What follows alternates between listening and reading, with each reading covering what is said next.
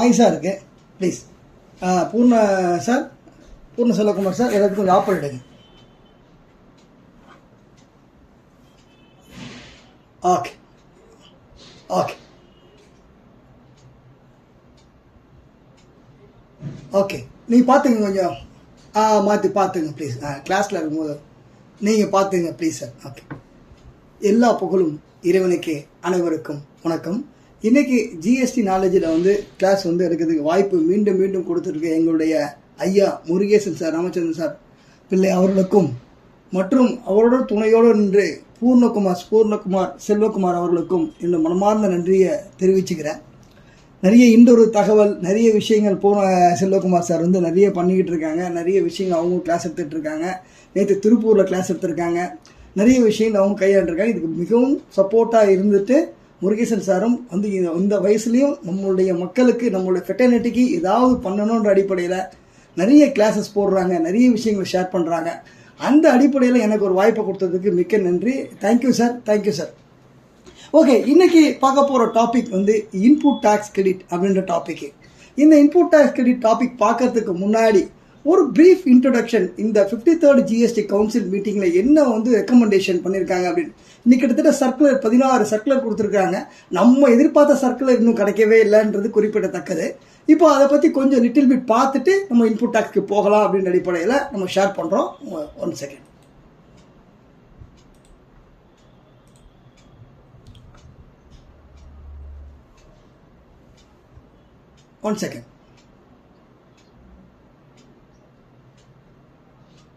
Screen தெரியுதா சார்? Selvakumar sir? 1 second sir, 1 second. Oh sorry.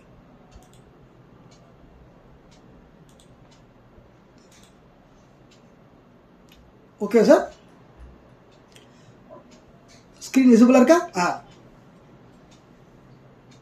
Okay okay. இப்போது 22/6/2024 53rd ஜிஎஸ்டி கவுன்சிலில் சில ரெக்கமெண்டேஷன் கொடுத்துருக்காங்க. ஜிஎஸ்டி கவுன்சில் அதை என்னென்ன கொடுத்துருக்காங்கன்ற ரேட்டு குட்ஸ் அதுக்கெலாம் போகலை. அதெல்லாம் நோட்டிஃபிகேஷன் 8B நோட்டிஃபிகேஷன். இன்றைக்கி சர்க்குலர் ஒரு 16 சர்க்குலர் கொடுத்துருக்காங்க. அதில் எனக்கு தெரிஞ்சு 16 சப்செக்ஷன் 4ல் RCM அன்ரிஜிஸ்டர்ட் பர்சனில் செல்ஃப் இன்வாய்ஸ் பண்ணால் எப்படி ஹேண்டில் பண்ணணும் அப்படின்ற ஒரு விஷயம் மட்டும் தான் கொடுத்துருக்காங்க. மீதி நிறைய விஷயங்கள் இருக்குது, அதை பிறகு பார்க்கலாம். இன்றைக்கி இதில் என்ன கொடுத்துருக்காங்க, 53rd ஜிஎஸ்டி கவுன்சில் என்ன பாயிண்ட்ஸ் கொடுத்துருக்காங்க அப்படின்ற ஒரு விஷயத்த ஒரு லிட்டில் பிட், ஒரு ப்ரீஃப் இன்ட்ரொடக்ஷன் மட்டும் நம்ம பார்க்க போகிறோம். வாங்க பார்க்கலாம். இல்லை நம்ம லா அண்ட் ப்ரொசீஜர்ஸ் மட்டும் தான் பார்க்க போகிறோம். ஓகே, இதுதான் நம்ம கொடுத்துருக்க விஷயங்கள்.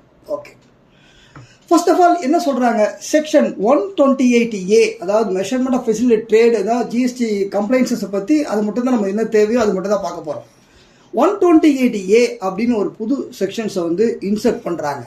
கண்டிஷனல் வெய்வர் அப்படின்றாங்க. இது என்னென்னா 2017-18, 19-20, 18-19 இந்த 3 வருஷத்துலேயும் அண்டர் செக்ஷன் 73ல் டிமாண்ட் நோட்டீஸ் கொடுத்துருந்தாங்க அப்படின்னா அது நம்ம கண்டிஷனல் வெய்வர் என்ன சொல்கிறாங்கன்னா, 31/3/2025 நான் பணத்தை ஃபுல்லாக கட்டிட்டா எனக்கு எந்த ஒரு இன்ட்ரெஸ்ட்டும் கிடையாது, எந்த ஒரு பெனால்ட்டியும் கிடையாது அப்படின்ற விஷயங்களை கொடுக்குறாங்க. ஜிஎஸ்டி ஆரம்பித்து இனிஷியல் இயர்ஸ்லேருந்து நிறைய இம்ப்ளிமெண்டேஷன் இருக்கிறதுனால இந்த செக்ஷனில் 73ல் தான் கொடுக்குறாங்க, 74 கிடையாது. ஓகேங்களா? அப்போது எனக்கு ஏதாவது நான் இப்போ பார்த்தீங்கன்னா 17-18 பொறுத்த வரைக்கும் முடிச்சிட்டோம். ஆனால் 19-20 பொறுத்த வரைக்கும் நோட்டீஸ் ஸ்டேஜில் இருக்குது, நல்லாவே தெரியும். நம்ம இந்த டைமில் பார்த்துட்டு பணத்தை கட்டிட்டோம் அப்படின்னா இன்ட்ரெஸ்ட்டும் பெனால்ட்டி வேவர் வாங்கிக்கலாம், குறிப்பிடத்தக்கது. அப்போ பணம் கட்டாமல் ரிட்டர்னே ஃபைல் பண்ணாமல் இருக்காங்க, பிளேட்டட் ரிட்டர்ன் வச்சுருக்காங்க, அப்பீலில் ஃபைல் பண்ணியிருக்காங்க.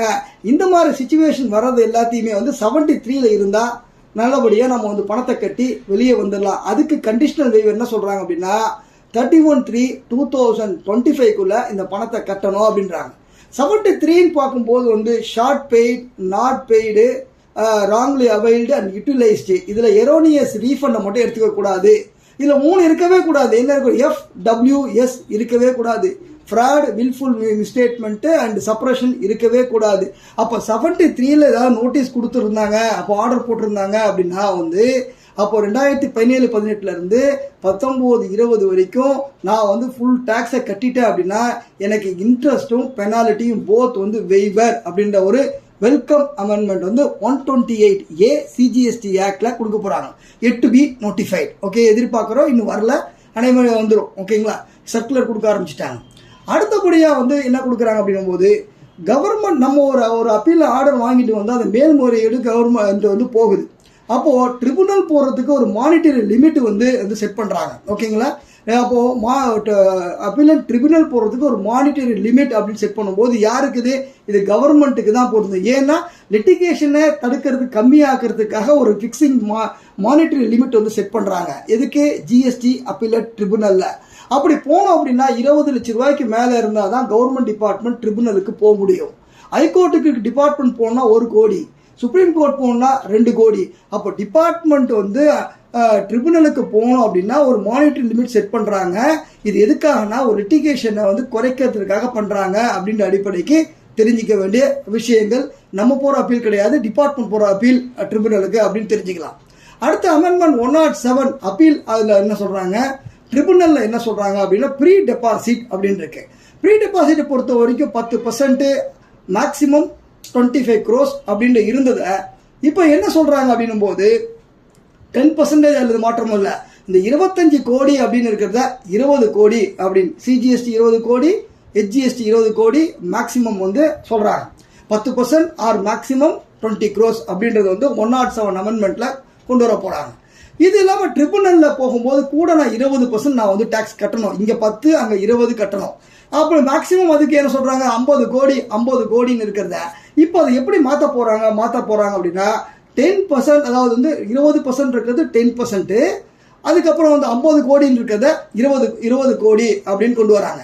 இப்போ முன்னாடி இருந்த ரிஜிம் பார்த்தீங்கன்னா 7.5%, 2.5%, 10% தான் இருந்தது ப்ரீ ரிஜிம்க்கு முன்னாடி, ஜிஎஸ்டிக்கு முன்னாடி. அப்போ இன்னும் வந்து ட்ரேடர்ஸ் எல்லாம் இன்னும் கம்மி பண்ணணும் அப்படின்னு வந்து எல்லாரும் வைக்கிறாங்க. அந்த அடிப்படையில் அப்போ இப்போ தெரிஞ்சுக்க வேண்டிய விஷயம் என்னென்னா 10% 25 கோடின்னு இருந்ததை மேக்சிமம் 20 கோடி. எதுக்கு? ஜிஎஸ்டி அப்பீலில். ட்ரிபுனலை பொறுத்த வரைக்கும் அதுக்கு மேலே நான் போகணும் அப்படின்போது 20% ஆர் 50 கோடி சிஜிஎஸ்டி, ஹெச்ஜிஎஸ்டி 50 கோடி இருக்கிறத இன்னும் வந்து அது 20 வந்து 10 ஆக்குறாங்க. அதை வந்து 50 கோடின்றத 20 கோடி ஆக்குறாங்க அப்படின்ற விஷயத்த வந்து தெரிஞ்சுக்கலாம். இப்போ இதில் என்ன சொல்கிறாங்க? இந்த ENA எக்ஸ்ட்ரா நியூட்ரல் ஆல்கஹால் இது யூஸ்டு எதுக்குன்னா manufacturing of alcohol liquor for human consumption. Alcohol liquor human consumption வந்து அவுட் ஆஃப் ப்ரீ ஆஃப் ஜிஎஸ்டியில் இருக்கிறதுனால, அப்போ இந்த ப்ராடக்ட் இதுக்கு யூஸ் பண்ணுறதுனால இதுக்கு டேக்ஸ் இல்லாதனால இதுக்கு லெவி பண்ணக்கூடாது அப்படின்ற விஷயத்தை வந்து எடுத்து வைக்கிறாங்க. கவுன்சிலில் ரெக்கமெண்ட் பண்ணுறாங்க.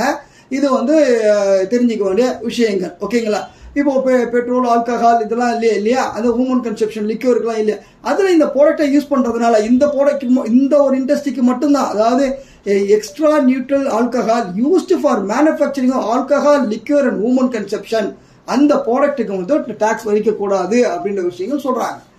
இ-காமர்ஸ் ஆப்ரேட்டர் பொதுவாக வந்து பண்ணும்போது 0.5 சிஜிஎஸ்டியில் பண்ணுவாங்க. இது டிடிஎஸ் பிடிப்பாங்க. அதை என்ன சொல்கிறாங்க? ஐஜிஎஸ்டி இருந்தால் 1% பிடிப்பாங்க.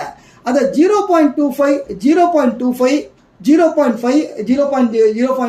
ஐஜிஎஸ்டியில் அந்த அளவுக்கு வந்து அது குறைச்சிருக்காங்க. 0.5 0.25 இ-காமர்ஸ் ஆப்ரேட்டர் வந்து டிசிஎஸ் பிடிப்பாரு அப்படின்னு. அப்போ இது வந்து ரேட்டு வந்து மாறுது. இதெல்லாம் எட் டு பி நோட்டிஃபைட் நம்ம வந்து பார்க்க வேண்டிய விஷயம். இப்போ time of filling appeal GST appellant tribunal அது என்ன சொன்னாங்க? நான் அப்பீலில் போய் நான் வந்து ஒரு கேஸ் ஒத்துட்டேன்னா ஃபர்தராக நான் ட்ரிபுனலுக்கு போகணும் இல்லையா? அப்படி ட்ரிபுனல் போகணும்னா அதுக்கு என்ன பிரசிடென்ட் அப்பாயிண்ட் பண்ணதுலேருந்து 3 மாதம் அப்படின்னு சொல்லி கொடுத்தாங்க. பிரசிடென்ட்டை 6th மேலே அப்பாயிண்ட் பண்ணிட்டாங்க. இது வரைக்கும் இல்லை, ஒன்றும் இல்லை, டைம் ஆகுதுன்ற அடிப்படையில் இப்போ நாங்கள் வந்து டேட்டை நோட்டிஃபை பண்ணுவோம். நோட்டிஃபை பண்ணதுலேருந்து 3 months அப்படின்ற விஷயங்களை வந்து கொடுத்துருக்குறாங்க. அப்பீலட் ட்ரிபுனலை பொறுத்த வரைக்கும் இன்னும் judicial member, technical member, regional bench, state bench, principal bench, இந்த மாதிரி பல விஷயங்கள்லாம் வந்து ஃபார்ம் பண்ணிட்டு இருக்கிறதுனால இதை வந்து நான் நோட்டிஃபை பண்ணதுலேருந்து 3 மாதம் அப்படின்னு வந்து விஷயங்கள் வந்து கொடுத்துருக்காங்க. தெரிஞ்சிக்க வேண்டிய விஷயம். ரொம்ப அருமையாக எதிர்பார்த்த 16 subsection 4 டைம் லிமிட். ஒரு ஐடிசியை கிளைம் பண்ணுறதுக்கு டைம் லிமிட் பொதுவாக வந்து அந்த September end of the financial year or annual return whichever is earlier அப்படின்னு இருந்தது. அடுத்து 30th நவம்பர், ஒரு வருஷம் முடிஞ்சவொடனே அடுத்த வருஷம் 30th நவம்பர் வரைக்கும் நம்ம வந்து கிளைம் பண்ணிக்குவோம். தெரிஞ்சுக்க வேண்டிய விஷயம். ஆனால் ஜிஎஸ்டி ஆரம்பித்த புதுசில் நம்மளுக்கு வந்து கொஞ்சம் சிரமங்கள்லாம் இருந்ததுன்னா கோவிட் வந்ததுனால அந்த எக்ஸ்டென்ஷன்லாம் கொடுக்கவே இல்லை. கேரளா ஹைகோர்ட் ரீசெண்டாக ட்ரேட் லிங்க் அப்படின்ற ஜட்ஜ்மெண்ட்டில் வந்து அவங்க இந்த மாதிரி 16/4 வந்து 30th நவம்பர்னு கொடுத்தாங்க. இப்போ என்ன பண்ணிட்டாங்க இவங்க, இந்த ஜிஎஸ்டி கவுன்சில் ரெக்கமெண்டேஷனு 2017-18 இருந்து 17-18, 18-19, 19-20, 2020-21 ஜிஎஸ்டிஆர் 3Bல ரூட் பண்ணியிருக்கணும். என்னுடைய ஐடிசியை ஜிஎஸ்டிஆர் 3Bல ரூட் பண்ணியிருக்கணும். ஜிஎஸ்டிஆர் 9ல ரூட் பண்ணக்கூடாது. ஜிஎஸ்டிஆர் 3Bல ரூட் பண்ணியிருந்தா அன்னையில இந்த 4 வருஷத்துக்கும் சேர்த்து நீங்கள் 30th நவம்பர் வரைக்கும் டைம் லிமிட் அப்படின்னு சொல்லி ரெட்ராஸ்பெக்டிவ் எஃபர்ட் 17/2017 மாற்ற போகிறாங்க. இதுக்கு வந்து உங்களுக்கு கவுன்சில் வந்து ரெக்கமெண்டேஷன் கொடுத்துட்டாங்க. அப்போ நம்ம லேட்டாக எடுத்தது எல்லாமே நம்ம ஒரு வருஷம் நினச்சிட்டு இருந்தோம். ஆனால் இந்த 4 இயர்ஸ்க்குமே 2017-18, 18-19, 19-20, 20-21 எனி ரிட்டர்ன் இன் ஜிஎஸ்டிஆர் 3B. ஓகேங்களா, நான் பாட்டு புக்கில் போட்டிருக்கேன், நான் ஆனுவல் ரிட்டர்ன் 9ல் போட்டேன், அதுக்கெல்லாம் எதுவும் சொல்லவே இல்லை. தெரிஞ்சிக்க வேண்டிய விஷயங்கள். அப்போ இந்த 4 வருஷத்துக்கு உண்டான டைம் லிமிட்டை 30th நவம்பர் 2021 அது எடுத்துட்டோம் அப்படின்னா அந்த டைம் லிமிட்டை ஏற்றி கொடுக்குறாங்கன்னு ஒரு வெல்கம் அமெண்ட்மெண்ட் வந்து அழகாக கொடுக்குறாங்க. இதில் நிறைய லிட்டிகேஷன் எல்லாம் வெளியே வரக்கூடிய வாய்ப்புகள் அதிகம் இருக்குது. தெரிஞ்சிக்க வேண்டிய விஷயம். ஒரு காம்போசிஷன் டாக்ஸ் பேயராக இருக்காங்க. ஜிஎஸ்டிஆர் 4 ஃபைல் பண்ணால் அந்த இயர் முடிஞ்சால் 30th ஏப்ரல் ஃபைல் பண்ணுவாங்க. 30th ஏப்ரல் அப்படின்றது பெரிய நெருக்கடியாக இருக்கிறதுனால ட்ரேடுக்கு ரொம்ப கஷ்டமாக இருக்கிறதுனால அகைன் வந்து 30th ஜூன் அப்படின்ற விஷயங்களை எக்ஸ்டெண்ட் பண்ணி உங்களுக்கு கொடுக்குறாங்க. இது எந்த இயர்ல பொருந்தும்னு கேட்டிங்கன்னா 2024-25 ஆன்வர்ட்ஸ்லேருந்து பொருந்தும் அப்படின்னு வந்து கொடுத்துருக்குறாங்க. ஜிஎஸ்டிஆர் 4 ஃபார் காம்போசிஷன் டாக்ஸ் பேயருக்கு பொருந்தும். ரைட்டு. இப்போ இந்த இன்ட்ரெஸ்ட்டை பொறுத்த வரைக்கும் வந்து 88B அப்படின்னு ஒரு அமெண்ட்மெண்ட் வந்து கொடுக்குறாங்க. இந்த 88B நான் வந்து பணத்தை கட்டிட்டேன், 20ஆம் தேதி வெப்சைட் வேலை செய்யல, ஏதோ ஒர்க் ஆகலை, ஆனால் நான் 21ஆம் தேதி அன்னைக்கு நான் ஃபைல் பண்ணேன் அப்படின்னா அந்த ஒரு நாளைக்கு இன்ட்ரெஸ்ட் என்னைக்கு ஆப்செட் பண்ணுறோமோ அன்னைக்கு தான் வந்து கட்டணும்னு இருக்கு. இப்போ என்ன சொல்லிட்டாங்க, அந்த எலக்ட்ரானிக் கேஷ் லெஜரில் 20ஆம் தேதி பணம் இருந்தாலே நீ வந்து இன்ட்ரெஸ்ட் வட்டி கட்ட வேண்டாம் சொல்றது எங்க சொல்லுது, அமெண்ட்மெண்ட் 88Bல இதை வந்து கொண்டு வராங்க. இன்ட்ரெஸ்ட் கட்ட வேண்டிய அவசியம் 50 சப்செக்ஷன்ல தேவையில்லை அப்படின்ற விஷயங்களை ஒரு வெல்கம் அமெண்ட்மெண்ட். இது என்னன்னா ஈச்சர் மோட்டார் அப்படின்ற ஒரு ஹைகோர்ட்ல வந்து ஒரு கேஸ், மெட்ராஸ் ஹைகோர்ட்ல வந்து கேஸ் வந்து வந்தது. அப்போ பணத்தை கட்டி லேட்டா ஆப்செட் பண்ணதுனால இன்ட்ரெஸ்ட் வந்து கிடையாது அப்படின்னு. என்னைக்கு ஆப்செட் பண்ணி பணம் கட்டிட்டாங்களோ எலக்ட்ரானிக் கேஷ் லெஜர்ல பணம் இருந்தாலே இன்ட்ரெஸ்ட் கிடையாதுன்னு சொன்னதுனால அதை பேஸ் பண்ணி அமெண்ட்மெண்ட் ரூல் 88Bல வந்து கொண்டு வராங்க, குறிப்பிடத்தக்கது. இது 11A அப்படின்ற ஒரு எக்ஸம்ஷன் லிமிட்டுக்காக அப்ளை பண்றாங்க. ரொம்ப டீட்டெயிலா இல்லை. ஓகே, ஒரு ஐஜிஎஸ்டியில் வந்து நான் வந்து ரீஃபண்ட் வந்து நான் அப்ளை பண்ணுறேன் பணத்தை கட்டி. அப்படி கட்டி நான் அப்ளை பண்ணும்போது நான் ஃபர்தராக ஒரு 100 ரூபா உள்ள பொருளை நான் ஐஜிஎஸ்டி பணத்தை கட்டி நான் வந்து ரீஃபண்ட் அப்ளை பண்ணுறேன். ஓகே, அந்த 100 ரூபா உள்ள பொருள் 110 ரூபாய் அப்வர்டு ரிவிஷன் ஆகுது. அந்த 10 ரூபாய்க்கு ரீஃபண்ட் அப்ளை பண்ணுறதுக்காக ஒரு additional integrated IGST paid on account upward revision price goods இந்த ரீஃபண்ட் வாங்குறதுக்காக ஒரு ரெக்கமெண்டேஷன் கொடுக்குறாங்க. அப்போ 100 ரூபாய்க்கு கட்டிட்டேன், திருப்பி ஃபர்தர் பில் போட்டு 10 ரூபா கட்டினா அந்த 10 ரூபாய்க்கு நான் ரீஃபண்ட் அப்ளை பண்ணேன் இல்லையா, அதுக்கு உண்டான முறைகளை வந்து கொண்டு வராங்க. குறிப்பிடத்தக்கது, தெரிஞ்சிக்க வேண்டிய விஷயங்கள். வெரி இம்பார்ட்டன்ட், தெரிஞ்ச விஷயங்கள் மட்டும் கையாளுறேன். ஓகேங்களா. 16 சப்செக்ஷன் 4ல இது என்னன்னா ஒரு செல்ஃப் இன்வாய்ஸ் அப்படின்னு வந்து சொல்றாங்க. அப்போ நான் வந்து ஒரு ரிவர்ஸ் சார்ஜ் மெக்கானிசம்ல நான் வந்து அன்ரிஜிஸ்டர்ட் டீலர்கிட்ட பர்ச்சேஸ் பண்றேன். அப்படி பர்ச்சேஸ் பண்ணும்போது நான் செல்ஃப் இன்வாய்ஸ் ரைஸ் பண்றேன். இப்போ என்ன ஆகுதுன்னா நான் ஒரு 17-18 ஒரு 18-19 ஒரு 2 வருஷம் கழிச்சு நான் வந்து ஆர்சிஎம் கட்டுறேன். நான் கட்டும் போது நான் செல்ஃப் இன்வாய்ஸ் ரைஸ் பண்றேன். அப்போ 17-18 வந்து நான் வந்து 19-20 போய் நான் செல்ஃப் இன்வாய்ஸ் ரைஸ் பண்ணா அதுக்கு time limit 16 subsection time limit இடிக்குது அப்படின்னு ஒரு கிளாரிட்டி இல்லை அப்படின்னு சொல்லும்போது நான் எந்த வருஷம் கட்டுறனோ அந்த ரிலேட்டட் இயர் தான் வந்து 16 சப்செக்ஷன் 4க்கு எடுத்துக்கொள்ள வேண்டும் சொல்றாங்க. அப்படின்னா நான் 17-18க்கு உண்டான செல்ஃப் இன்வாய்ஸை 19-20 நான் ஏப்ரல் 2019 பண்ண அப்படின்னா அதனுடைய டைம் லிமிட் என்னைக்கு இருக்கும், நெக்ஸ்ட் இயர் 30th செப்டம்பர் இருக்கும் இல்லையா, அது போல 30th நவம்பர் இருக்கும் இல்லையா, அந்த இயருக்கு உண்டான டைம் லிமிட்டை 16 சப்செக்ஷன் 4க்கு எடுத்துக்கொள்ளலாம். அப்போ நான் டைம் ஆஃப் சப்ளை படி நான் பண்ணது லேட் பண்ணது தவறு தான், அதுக்கு இன்ட்ரெஸ்ட் 50 சப்செக்ஷன்ல கட்டணும். அப்போ இந்த மாதிரி நான் வந்து ஏன்னா 60 நாளையில reverse charge mechanism time of supply service வந்துடும். அப்போ நான் மீறி கட்டுறதுனால நான் செல்ஃப் இன்வாய்ஸ் என்னைக்கு ரைஸ் பண்றனோ அப்போ என்னைக்கு டிமாண்ட் வந்து டைம் ஆஃப் சப்ளை வருதோ அன்னையிலிருந்து இன்னைக்கு அந்த கட்டுற அன்னை வரைக்கும் இன்ட்ரெஸ்ட் கட்டணும். இதோட நான் இந்த கம்ப்ளைண்ட்ஸஸ் தப்பு பண்ணதுனால பெனாலிட்டி 122 வரும்னு சொல்லி இந்த சர்க்குலர் 211ல வந்து இதை பத்தி டீட்டெயில்டா இந்த 16 சர்க்குலர்ல ஒரு சர்க்குலர் கொடுத்துருக்காங்க.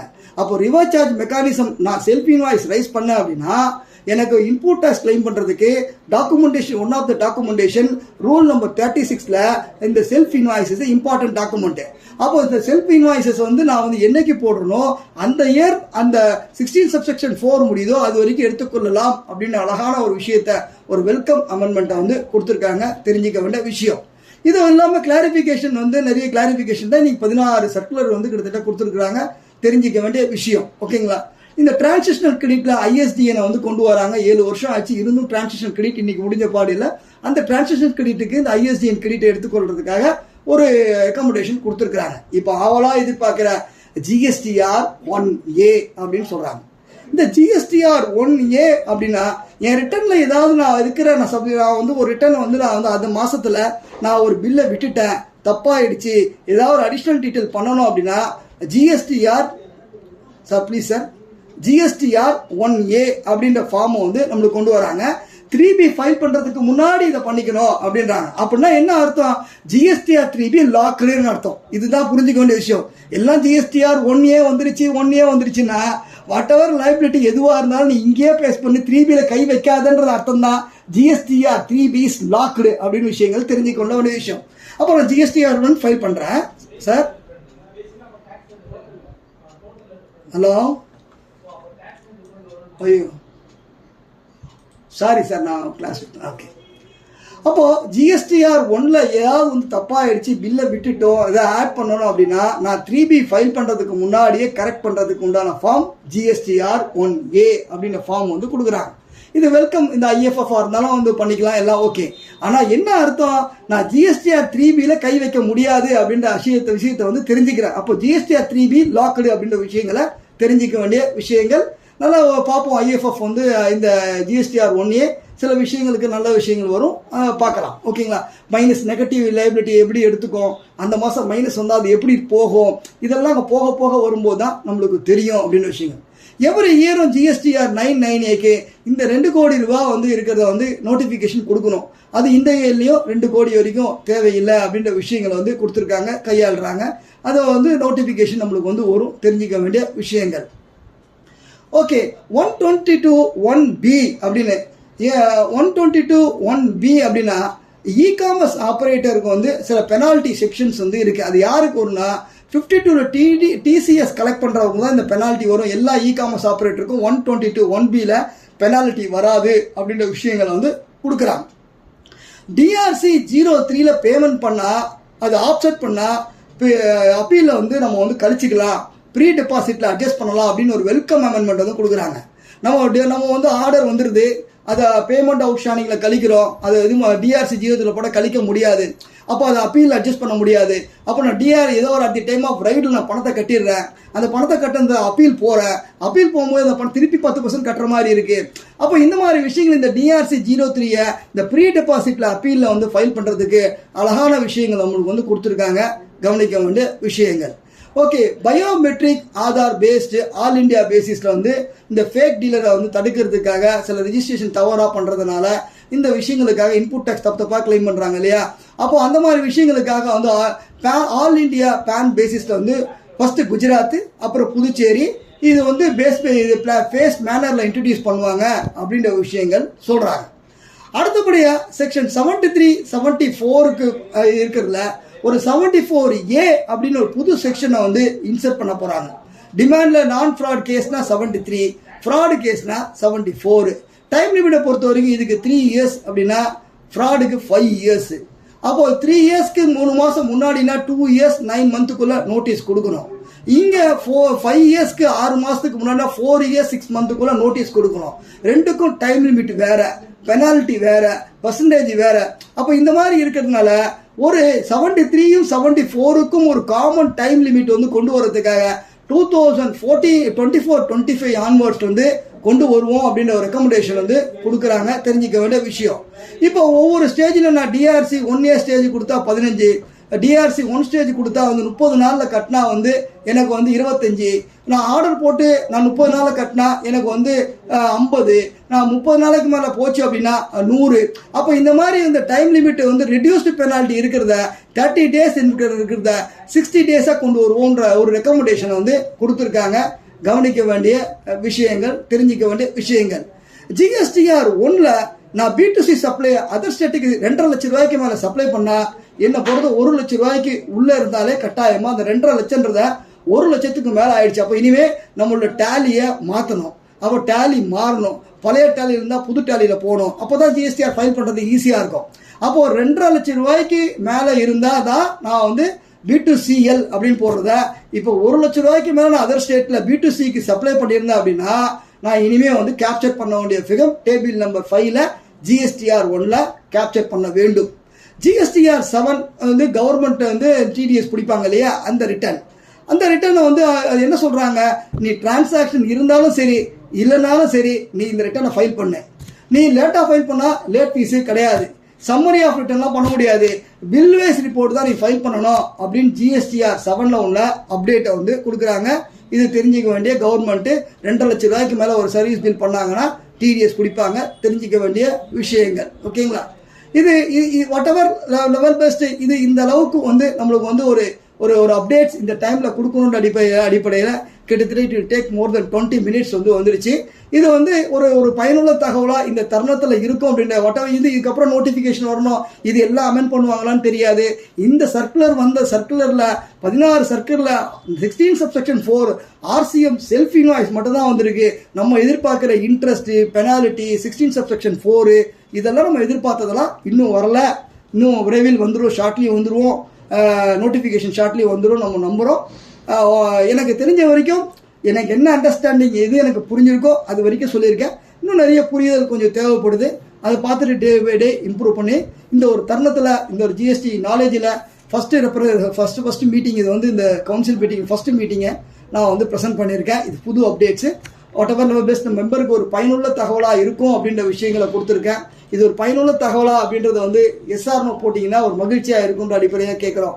இது இந்த தருணத்தில் நம்மளுக்கு வந்து சரியான தருணத்தில் நம்ம வந்து கொடுத்துருக்கோம். இது ஒரு பயனுள்ள தகவலா அப்படின்ற SRNO அப்படின்ற மட்டும் நீங்கள் வந்து போட்டிங்கன்னா நல்லாயிருக்கும். சூப்பர் சார், தேங்க்யூ சார், நன்றி நன்றி நன்றி. எஸ் சார் தேங்க்யூ சார், சர்ரா வெட்டி சார் அப்படின்னு போட்டார். நன்றி சார். நம்ம இன்னைக்கு பார்க்க போகிற டாபிக் இதுக்கப்புறம் தான் போகிறோம். மிகவும் சரியாக 1 மணி நேரம் கொடுத்துருக்காங்க. 1 மணி நேரத்தில் வாட் எவர் லெவல் பெஸ்ட் என்ன பார்க்குறோமோ தெரிஞ்சதை பார்க்குறோம். சர்க்குலர்லாம் படித்து பார்த்து வரக்கூடிய